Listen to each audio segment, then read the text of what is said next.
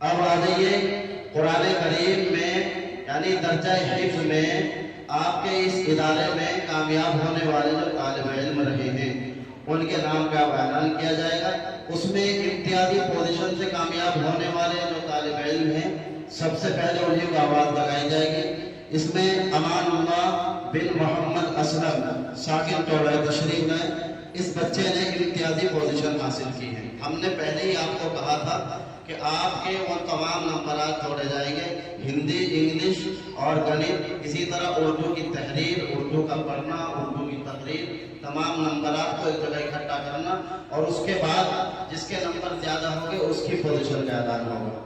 اسی کے ساتھ امتیازی پوزیشن ہی حاصل کرنے والے ایک اور طالب علم ہے محمد نشان بن محمد ساجد ساکن ٹوڑا۔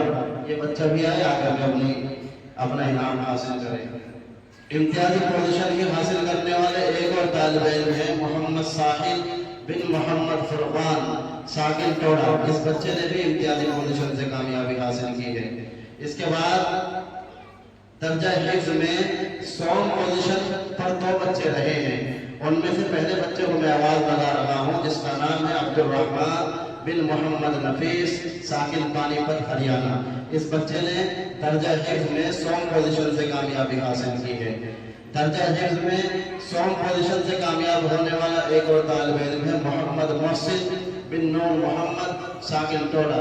یہ بچہ بھی آئے اور آپ اپنے نام حاصل کرے۔ درجہ حفظ میں 2 پوزیشن سے کامیاب ہونے والے طالب علم کا نام ہے محمد دانش بن قاری محمد مہتاب ساکن مانڈی مظفر نگر۔ اس بچے نے 2 پوزیشن حاصل کی ہے۔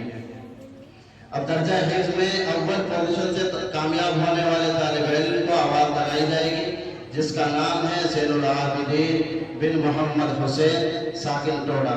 اس بچے نے درجہ حفظ میں اول پوزیشن سے کامیابی حاصل کی ہے۔ ماشاءاللہ ایک زور۔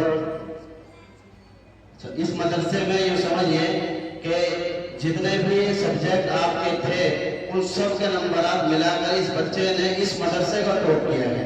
یعنی یہ سمجھئے کہ تقریباً 450 نمبروں میں سے اس بچے نے 430 نمبر حاصل کیے ہیں۔ 430 نمبر حاصل کیے ہیں ماشاءاللہ۔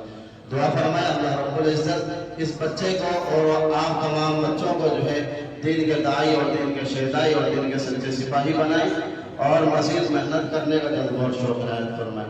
قاری صاحب کے مختصر دعا پر انشاءاللہ ابھی اس نشست کا اس مجلس کا اختتام ہو جائے گا۔